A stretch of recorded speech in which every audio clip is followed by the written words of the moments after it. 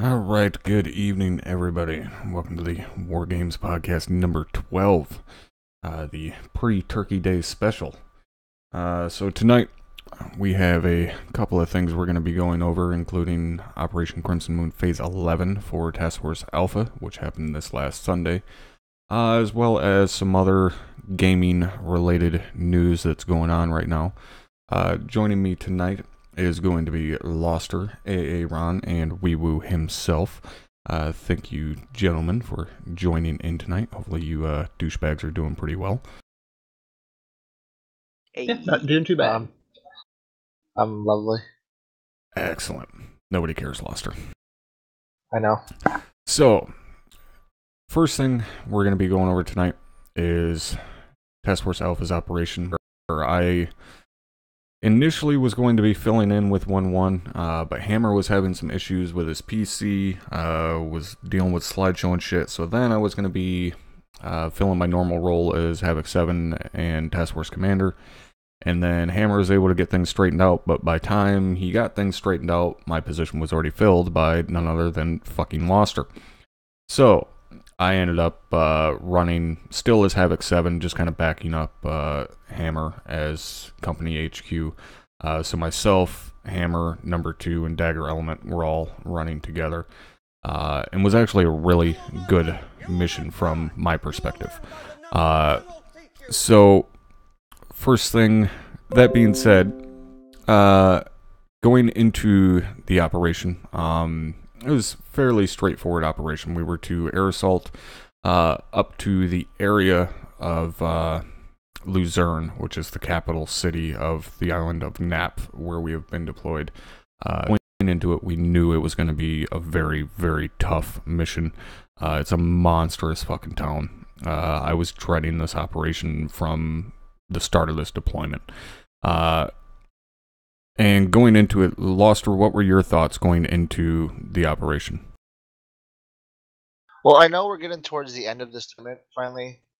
For those who aren't able to see like our ARP orders and whatnot, every week we have a map that gets updated that shows where we are, where the bad guys are, important information like anti-aircraft range. I said all that for nothing.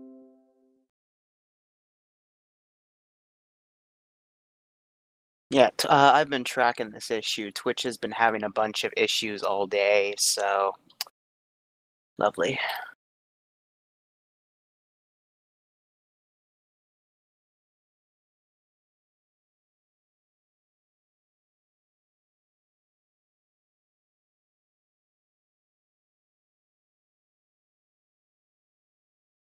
Yeah, it's just continuously crashing and reconnecting.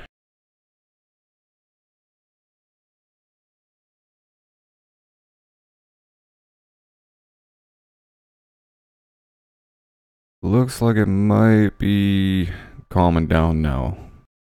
You can also try switching the server you stream to. Sometimes one of the server outlets has a really big issue and fucks people over. Restream doesn't have a very many choices though. No. Yeah. It's like here you can be in New York or you can be in fucking Los Angeles. Pick one.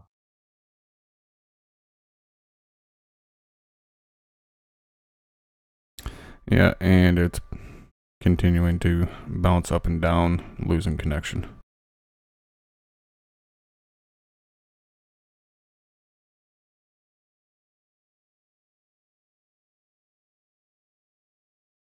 Is that Twitch doing that or OBS? It's OBS, but I don't think it's OBS itself. It's just the connection to the servers, but it's just bouncing all over the place. So we'll have to deal with it, guys. Doing the best we can here. Well, you can record it or just go straight to YouTube if you want. Well, it's up. We're up right now, like we're live right now, but it's just kind of bouncing all over the place. So, guys, if you can hear me on the stream, just try and refresh it real quick. And if it does drop out, obviously I apologize. There's nothing I can do about it. It's not on my end here. So we'll just have to do our best to deal with it. So continuing on with Task Force Alpha, as Loster said, we knew we were getting very close to taking the town here. and we knew it was gonna be a fucking shit show. Hey, Ron, what about yourself? What were your feelings going into this operation? Obviously, like you guys said, we knew it was going to be, a big town, and it was going to be, a lot of doors to kick in, and obviously, it's a town that's large enough that normally one platoon wouldn't be handling it; it'd be handled by a much larger force. But I knew that Havoc One would definitely have the go to go ahead and just try it. That's all we can do in the end is go ahead and try. Yeah, just try. Yeah, so like I said, I was definitely dreading this mission, especially being in command. Luckily, Hammer was able to get his shit straightened out, so I was just kind of backing him up, which for this operation actually worked out perfectly. It was really nice having both of us working together on this, because there were points where it was on us as the command element to get shit done and get buildings cleared out and stuff. And going, once we got into the town, basically everybody just fanned out and started clearing buildings. And that's what pretty much the entire operation consisted of for us as a command element, was clearing buildings. It's what we were doing all night. I told a couple guys after the operation was done, I was engaging guys left and right with my M4, the fucking shotgun, the 203, everything. And we seen a lot of fucking action. We were right in the center of the town. Ended up capturing a couple of the HVTs, or at least one of them. So we seen a lot of action in the center of the town. And Loster and Aaron, you guys were on the northern flank with 1-1. And from what I understand, the resistance you guys seen doesn't sound like it was near as much as what we seen kind of in the center of the town, right? No, Loster? Oh, I thought Aaron was going to answer. As far as what Alpha saw, we didn't see. It was probably a dozen, maybe 15 or so contacts. We had a couple of Vics, but the resistance, as far as what I expected, was a lot less. Yeah, I know you guys. You guys moved through the dock area, right, Loster? Correct. We punched straight up north and then hooked around. Like the topography of the town is such that there's the water dips into the town from the north, and around that is a dock area. So 1-1 punched north, and then we kind of hooked around that, hugging the water, so to speak, and clearing out buildings as we went. Right. And, like I said, we were right in the center of the town and basically pushed right through the center the entire time. And as Barba said there, from the air, it looked like we were invading Berlin circa 1945. And for us on the ground, it somewhat seemed like that, at least in the center of the town. Like, we were taking rounds from pretty much every direction. But at no point in time did it feel like it was overwhelming, like I said. And once we kind of pushed through the central part of the town, if you will, it really started kind of slowing down. Not necessarily slowing down, but it calmed down a little bit. And by the time we got to the eastern end of the town, I looked over at my clock and realized that we had been going for almost 2.5 hours. And I was like, oh, holy shit, that took a lot longer than what I expected. Loster, what about you? Did that operation take longer than what you thought it was going to take, or did you think we actually moved quicker than what you were expecting? I thought we moved quickly. To me, it was over a lot faster than I thought it was. Usually that's an example of an experience of this was really fun, and it seemed like it ended short. From an immersion breaking element, but from a actually being in there, immersed into it, I thought we moved through that relatively quickly.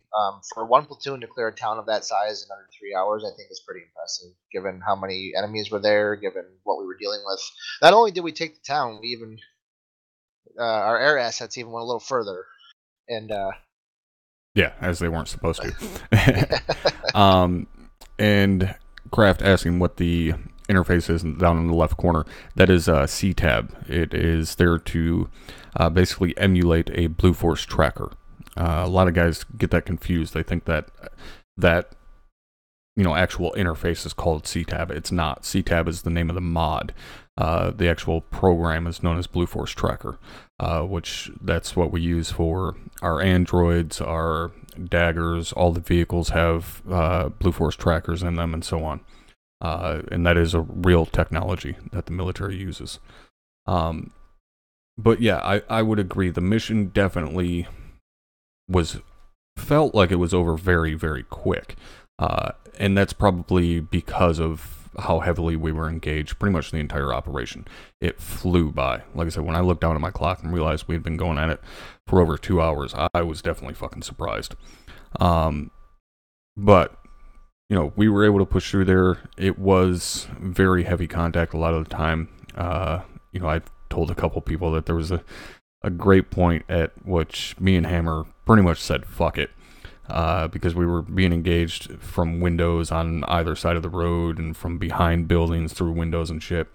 And we just started dumping 40 mics on guys inside of buildings, which isn't, that's normally against SOP to use HE inside of a town unless you have no other choice, which in our situation, did you? Bravo did not. No. I went down a couple times. I was battle buddy with Drum. And if obviously you've been battle buddies with him quite a few times, he likes to kind of wander sometimes. So you gotta stay with him. So sometimes we wander, like he'd wander off, I'd wander off, and we'd be just a little too far from each other, and one of us would go down, and the other wouldn't be aware of it for a few seconds. So we'd have to kind of rein it in and keep track of each other and things like that. But nobody went KIA. I've actually had people seriously ask me how it is I stick with Drum when I'm his battle buddy. And the simple answer is 99.99% of the time, when one of us is moving, the other one has the exact same thought to move to that position anyways. So for at least when I work with Drum, or like when I work with Hammer, it's not a matter of like, oh, I gotta, constantly check my dagger to see where they're at, or anything like that. It's generally we have the same idea to move to the same position, so it's not very difficult at all, at least for us to keep track of each other. So that being said, we cleared through the town, went pretty much building to building the entire night. Again, took quite a while, but felt like it was very quick. And we ended up being successful. We did capture a couple of ICBM trucks. We also had a couple that got detonated inside of a building. How exactly that happened, I don't know, because I wasn't over there. That was over on the southern flank. So I don't know exactly what went down there. But we did end up capturing a couple of them and ended the operation looking at the airfield, which is pretty much the last major stronghold on the island. So provided things go well this weekend, we could hopefully see an end to this campaign, provided we don't fuck it up this weekend. But saying that, kind of reflecting back on this campaign as it appears to be drawing down, Loster, what are your thoughts on the campaign overall? What has been your experience in Operation Crimson Moon? Well, being that this is my first operation coming back from retirement, it's been a huge learning experience for me personally. Having, I came back in May and we deployed, July, right? June? Something like that. Yeah, so I basically had to relearn everything. The last time I left, I mean, I was in the 15th and we were just barely into Arma 3. So I basically had to learn all over again what I was doing. So that was a big thing. I personally, if it wasn't for the performance, I'd say that I really enjoy this map. But performance is a thing, and that kind of fucks everyone up in the sense that I'll spawn in and it's like, oh great, 18 frames. This will be fun night. And obviously it gets better as we start killing things and it eases some load on the server. But I've had it's been fun. It's had its ups and downs, but I'd say the pros outweigh the cons. I think I've personally learned a lot, and I think we as a unit have learned a lot because there has been some like policy changes, like in Havoc 3, some of the ways that we do things. You know, it's always this evolution, as it were, of how we do things, how we don't do things. New ideas come in, old ideas go out, things like that. And I don't think there's a better way to learn those things than when you're on deployment. FTXs are fun, but it's when you're on deployment, moving from area to area, fighting the same enemy over and over again, that you start to adapt and learn things. Yeah, I totally agree. This is my first deployment. Of course, I just joined the unit back in May, I think is when I actually put in my application. And then, it took me a couple months to get through OSET because of my schedule. But it's definitely been quite the learning experience, even, watching all the videos over the last, years. It's definitely a lot different actually being on the ground and doing it. The thing that really surprised me, I think, about the deployment the most was just the amount of armor we faced in every operation. It seemed like they had a never-ending supply of armor. Right. And that's it's something we always try to strike a balance with, where obviously it's never really a believable amount of armor or troops, but we also have to throw enough shit in there to make it difficult, because we do carry so much anti-armor capability, not only on ourselves but also including our air assets. There's a fuck ton of AT capability. So we have to basically pump up the amount of armor that we see to justify the amount of AT that we carry, and also the air assets that we have. So if we were to drop it down to a realistic level where, they would say have a tank or 3 tanks guarding an entire town, those 3 tanks would be, taken out by a weapon squad or by air assets in a matter of, a couple of minutes, and then that's it. So now everybody else carrying AT has no reason for it. Which would be more realistic, but it also wouldn't be near as challenging, because, look at how many situations that we get into where it's like, oh fuck, we have armor right on top of us, we need to get this taken care of. And again, it doesn't make it realistic, but it makes the game more challenging and more fun, at least in my opinion, when it's a reasonable amount. When we take on 20 plus pieces of armor in a single night, no, like that fucking sucks in anybody's book. I've always I'm sorry, go ahead, Aaron. No, it's fine. I was just agreeing. I've always said, like, when we do, especially in training, squad trainings, platoon trainings and whatnot, I think it's the challenge of a Zeus operator to strike a balance between, at least how I see it, to always be just on the brink of like being stressed the fuck out, but still being fun. Like, you just feel like you're just gonna get overwhelmed, but you overcome it, and it's just Right. hard enough. Like, at least that's how I look at it. That's like the perfect mission. It's almost too hard, but it's just hard enough. Like a wiener, It's how babies are made. I did not know that. And LaRue, what about you, as being someone on the outside, not being in the operations? Obviously, you've watched our stuff for a while. How do you think this campaign has stacked up, or this deployment has stacked up, compared to some of the other shit that you've seen us do?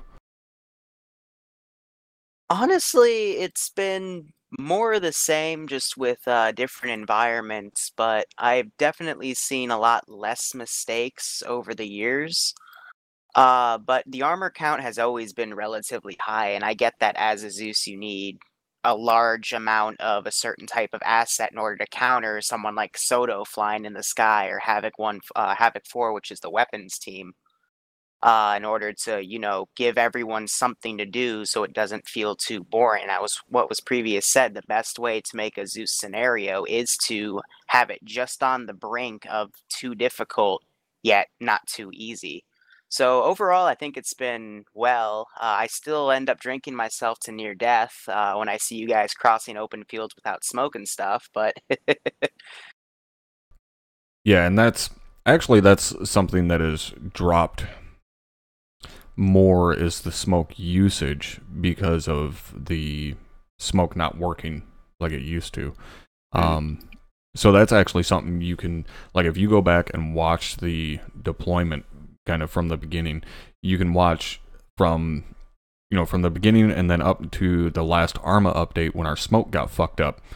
Smoke usage has dropped drastically because it no longer has the same effects that it did before. It basically doesn't fucking plume at all, in my eyes. Hopefully that gets fixed very fucking soon. Probably not, though. But yeah, overall, I think the campaign has been pretty good. And it's definitely been a long one. Like, at least I'm ready to fucking get this done and over with. I'm tired of looking at this fucking place. Yeah, me too. Which is probably the most realistic part about this campaign, is that everybody's ready to fucking go home and get this done with. But kind of wrapping up for Task Force Alpha, again, obviously we were successful. We're sitting on the doorstep of the last 2 enemy positions on the map. So hopefully we'll be able to mop this up this weekend. But again, that's going to be entirely dependent on us being successful this weekend. So that's going to kind of end it for the post-op discussion, if you will. So the next thing I want to go into kind of briefly is I wanted to give you guys my thoughts real quick on Assassin's Creed. As I told you guys last week, I wanted to check it out and give you guys my opinion on it. Luckily, I was able to do so thanks to AA Ron. And very quickly, the game, in my opinion, is great. It's the best Assassin's Creed I've played since Black Flag. The terrain, if you will, was a nice surprise, because I expected it just to be, fucking desert. I mean, it's, Egypt, Africa. But they do a very good job of mixing the terrain. The starting area is very much so kind of desert, but it's more like a desert oasis. And then you end up getting into areas like Alexandria, which is just a massive Roman-style town. And then you also get other more like densely forested areas and shit like that. So it's a very nice change, or very unexpected terrain. So that's nice. As far as the actual mechanics and so on, it's pretty much all the same. Free climbing all over the place. Assassinating guys with hidden blades and shit like that when you end up getting them. Hiding, in areas, and the AI tend to be pretty fucking stupid in spots. Their situational awareness is that of Stevie Wonder's. But, it is what it is. It's still fun to play. Yeah. Far Cry, Wildlands, AI is just, yeah. Yeah, exactly. And it's still fun. Like, I still find myself getting lost in all the side objectives and shit like that. I think the one night I played it for like 10 fucking hours straight, and I was only doing side quests and shit like that. Like, I never touched the main storyline, and I played it for like 10 hours straight. And I have a habit of doing that in games like that, where I get lost in side quests and shit like that. For me, the biggest downfall of Assassin's Creed is the open combat. The weapons and stuff like that are very cool. You can actually get different kinds of weapons, whether it be swords, dual swords, spears, heavy two-handed weapons, just different stuff like that. That's pretty cool. Each weapon has its own, good thing and bad thing, as you would expect. but the open combat itself is just absolute dog shit, in my opinion. You have very little to go on as far as who's about to attack you. The counter system and parrying and blocking and stuff like that just is not smooth, especially after coming off of a game like Shadow of War, which has a fucking great combat system, much like, you know, the Batman games and Mad Max and stuff like that. I really, really like the Shadow of War combat system, and Assassin's Creed falls very short of that, which is kind of disappointing because they had a very good combat system all the way back in like Assassin's Creed Brotherhood or some shit, or AC2, one of those, like, had a great combat system with parrying and stuff like that. So I don't know how they managed to go backwards, but it's fucking Ubisoft, so, you know, it's kind of expected. But final opinion on it for Assassin's Creed is, you know, if you got some extra coin in your pocket and you've been thinking about it, pick it up. It's worth playing. You will get frustrated at some points, but you will also, you know, sit down and start playing, and 6 hours later go, oh yeah, shit, I'm supposed to be doing this mission over here that I forgot about. So, in my opinion, definitely worth playing. And that's, I guess, kind of the end of that.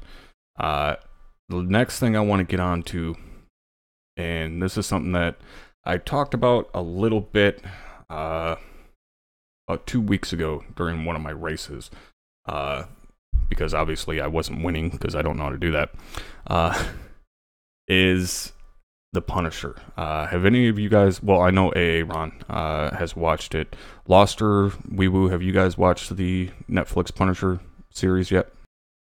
I've seen parts of it, and Loster might still be AFK. Yeah, well, fuck that guy. Look, Ron, what was your thoughts on the Punisher? I absolutely loved it. I would put it up in probably my top 2 or 3 of Netflix series ever. And that's pretty high praise, because those guys are not fucking around lately when it comes to their TV shows. Oh yeah, I mean, I'd put it right up with like season 1 of Daredevil. It was just phenomenally done. You know, the overarching story throughout the entire series, and even the, you know, the mini arcs within the episodes was just done so well. Characters were, you know, well fleshed out. This is seriously starting to piss me off, guys. I'm sorry that OBS losing connection. I could not tell you what the issue is. I have no idea.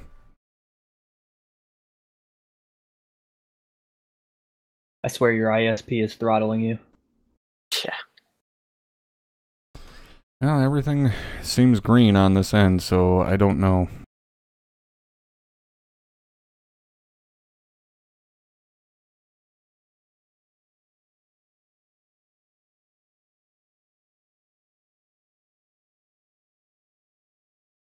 Alright, guys. Give me just a second here to try and work out these fucking technical difficulties.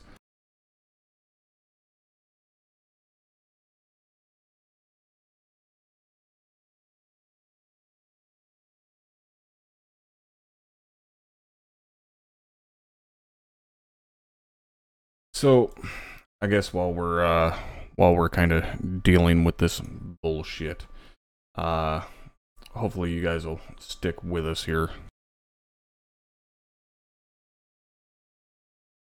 And I'll let you guys look at my really cool desktop background.